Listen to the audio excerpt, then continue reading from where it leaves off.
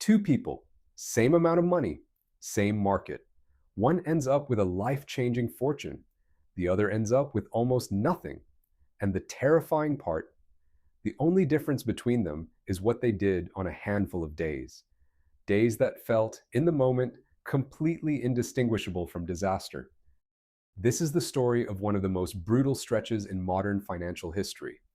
And it follows someone making the same decisions most of us would make, under the same pressure most of us would feel.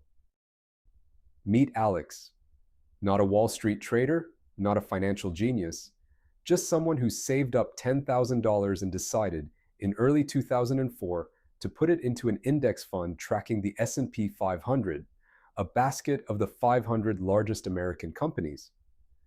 Alex wanted it to grow. Alex wanted security. Alex did not want to lose it. For the first few years, everything went beautifully. The market climbed, the account grew. Alex barely looked at it. Then 2008 arrived. The financial crisis was not a slow decline you could see coming from a distance. It was a collapse. Peak to trough, the S&P 500 fell 57%, more than half of everything gone. If you had $100,000 in January of 2007, you had around $43,000 by March of 2009. Retirement accounts, college funds, decades of savings evaporating. And here is where the story splits. Because at the bottom of that crash, when the news was unrelentingly dark, when banks were failing, when serious people were using the word depression, Alex had a choice. We are going to follow three versions of Alex through this same market. The one who held, the one who sold, and the one who did something in between, buying a little more each month no matter what the market was doing, a strategy called dollar cost averaging, which just means spreading your purchases over time instead of going all in at once. By the end, one of these Alexis will have turned that original $10,000 into something extraordinary. One will still be trying to recover. And the lesson hiding inside the difference is not what most people expect. It is March of 2009. The account that started at $10,000 now shows somewhere around $4,300. Alex has watched it fall for 17 months. Every week, another headline. Every week, a little more gone. The brain, wired by evolution to avoid pain, is now screaming one word: sell. And this is not irrational. This is human. Psychologists Daniel Kahneman and Amos Tversky found that losses feel roughly twice as powerful, emotionally, as equivalent gains. Losing $100 hurts about as much as gaining $200 feels good. The pain is not symmetrical. So by March 2009, Alex's brain is not processing this as a paper loss. It is processing it as a wound. Version 1 of Alex, Alex S for sell, cannot take it anymore. Alex S liquidates everything, moves to cash, tells themselves they will get back in when things calm down. The problem is, things never feel calm enough. The market began recovering almost immediately after Alex S sold. Not obviously, not with fanfare, just quietly, stubbornly, moving upward. Every month, Alex S waited for the right moment to re-enter. The market climbed a little higher. The entry point kept moving away. By 2010, Alex S was still in cash, still waiting, still certain another drop was coming.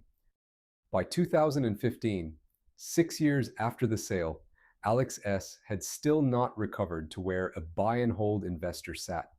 6 years of the longest bull market in history missed.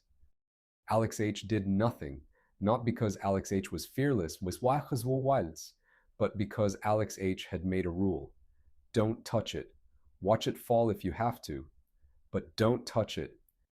This version of Alex sat through the 57% decline, sat through the nausea of watching the account hit its low in March 2009, and then, slowly, watched it climb back.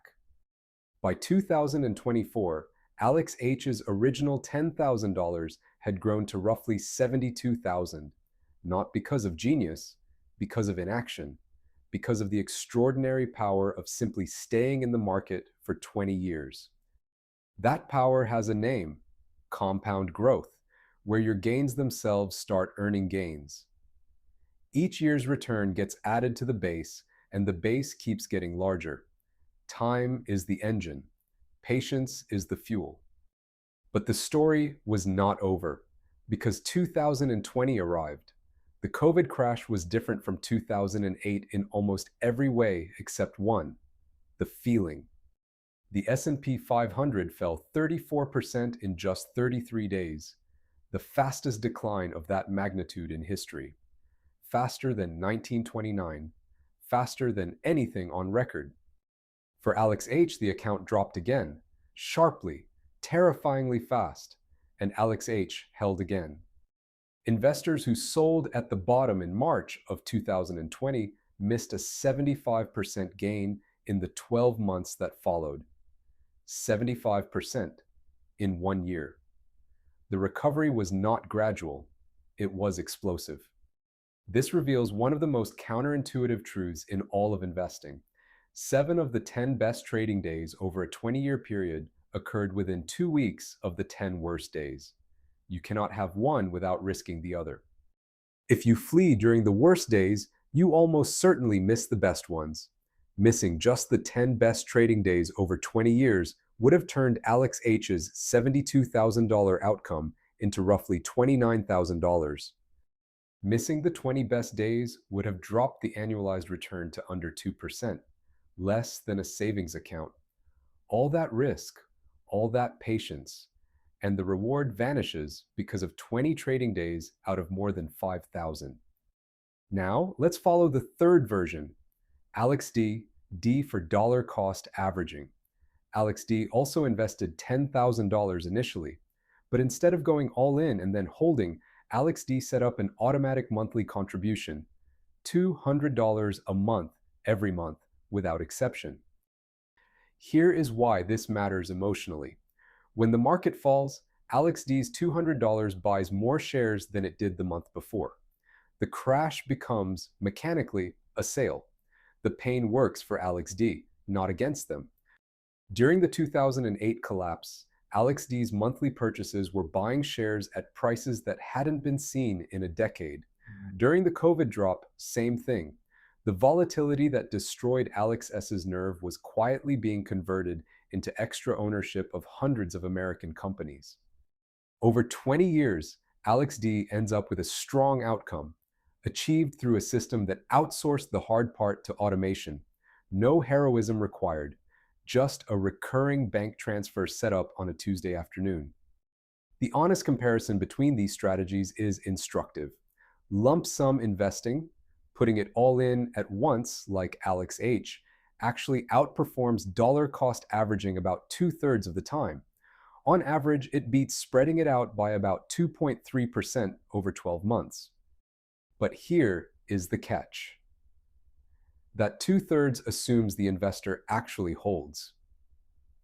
Alex S. proves that for many real people, the discipline required to hold through a 57% decline is simply not available. It is one thing to say you will hold. It is another to watch your account at $4,300. Dollar cost averaging does not maximize returns in a rising market. It does something different. It protects against your own psychology. It removes the catastrophic decision. And for most people, removing that decision is worth something. The data on how most investors actually behave is sobering. The average equity fund investor earned around 3.6% annually over 20 years. The market itself returned about 10.3%. That gap is not explained by fees. It is explained by behavior. 7% a year, compounded over 2 decades, is not a rounding error. It is the difference between comfort and struggle, between options and constraints, between Alex H. and Alex S. So here's the question that actually matters. What kind of investor are you? Not in a calm moment right now, but at 4 in the morning when the market is down 30% and your account looks like a mistake. The strategy that is right for you is not the one that looks best on a spreadsheet. It is the one you can actually maintain when maintaining it feels impossible. We started with Alex in early 2004 with $10,000 and a simple wish: make it grow. The market offered neither safety nor simplicity. It offered volatility, terror, collapse, and for those who could stay in the room, an extraordinary reward. That original $10,000, 20 years, $72,000 if you never flinched. The market did not reward Alex H out of kindness. It rewarded patience and the refusal to act on fear, not cleverness, not timing. Just this: knowing in advance what you will do when it feels like everything is ending, and having already decided that the answer is nothing.